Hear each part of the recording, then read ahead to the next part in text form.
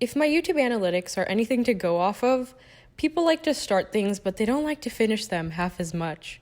So it comes as no surprise that a lot of people have started The Wheel of Time, but only a fraction of them have actually finished it. And I'm not here to throw shade on those readers. The series isn't going to be for everyone. But it does mean that the conversation surrounding Wheel of Time, especially online, is ripe with somewhat misguided opinions from folks who've only read part of the story. Today, I have taken it upon myself to address some of those misconceptions in an attempt to lure more people into reading the books. Why? I don't really know, but I love Wheel of Time, and I think you might too if you gave it a chance. You need to be a fantasy veteran in order to start The Wheel of Time. I genuinely believe that The Wheel of Time is not a hard series to read. If you're already a reader and you want to get into fantasy, I don't see any reason why you couldn't start with The Eye of the World. Just in general, I don't believe that there needs to be some kind of order when it comes to immersing yourself in a new genre. But even so, I think that Wheel of Time is a lot more accessible than people give it credit for.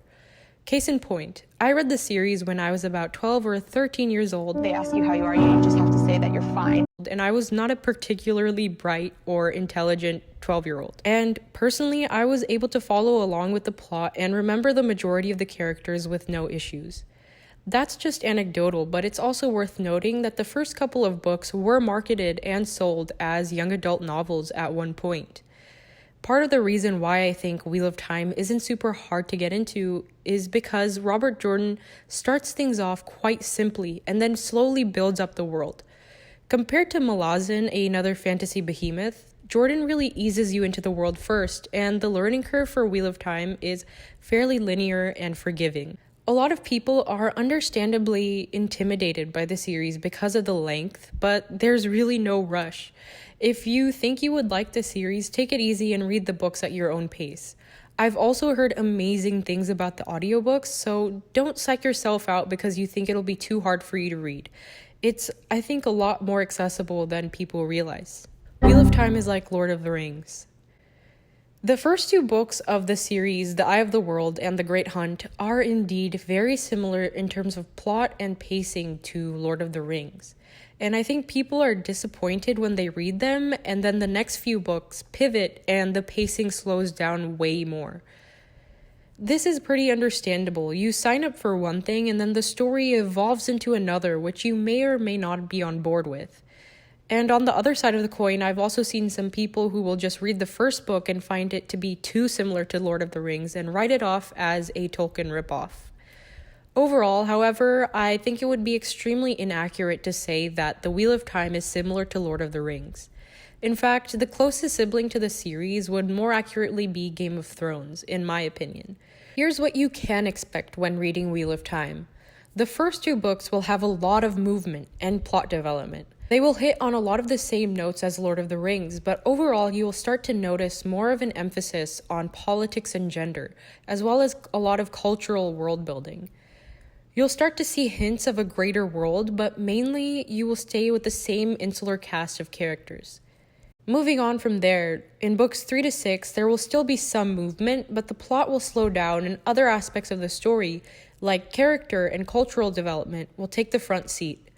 Books 7 through 10 are the most cerebral and go heavy on the character development. Plot will take a backseat for a while until you hit book 11, where the shit really hits the fan and plot starts ramping back up.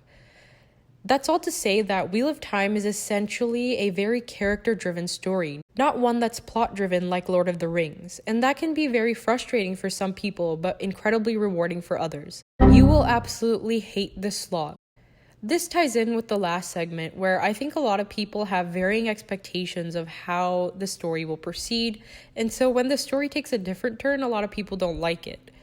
If you don't know what the slog is, it's basically the segment of the series from books 7 to 10, and like I mentioned earlier, these 4 books are the most cerebral and character-centric books. The biggest issue people have with the slog is often with those who had to wait for the books to come out in real time. For these fans, I can understand that it would be frustrating to wait for a book for years and then get bare crumbs for plot development. But in retrospect, I think the foundation of these 4 books really pays off in the end. The characters feel richer, and it makes the conclusion that much more satisfying. Being able to read through the books without waiting makes it a lot more bearable as well. I will add that there are some plot lines in the Slog and Wheel of Time in general that I just didn't love or outright hate.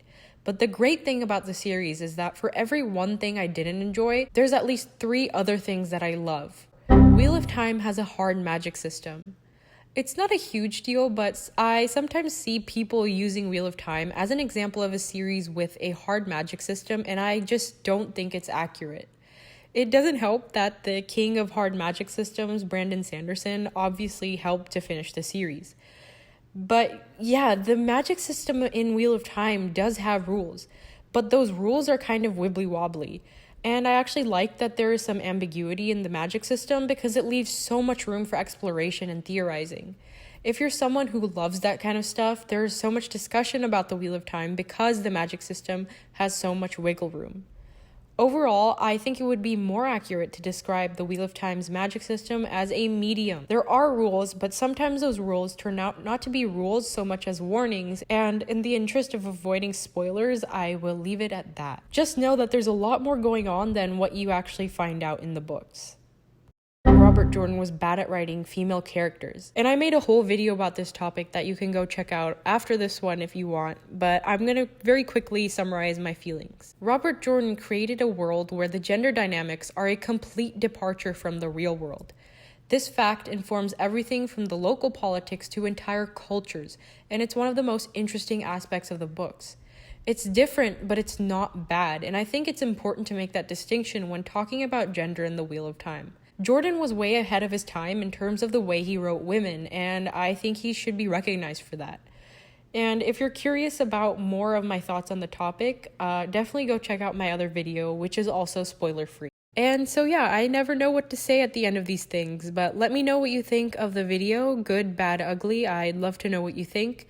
And shout out to Quinn's Ideas, which is where I got the concept for this video. He had a video called 5 Misconceptions About Dune, and I was like, hey, this is a great concept. I am going to steal it. And I made it about the Wheel of Time. So yeah, go check out his channel. He's got a lot of great Dune content, and he's way bigger than I am, so he doesn't really need a shout out from me, but hey, you never know. Someone might not have heard of him. So yeah, thank you so much for watching, and please leave a like, subscribe, and comment. I will see you in the next one.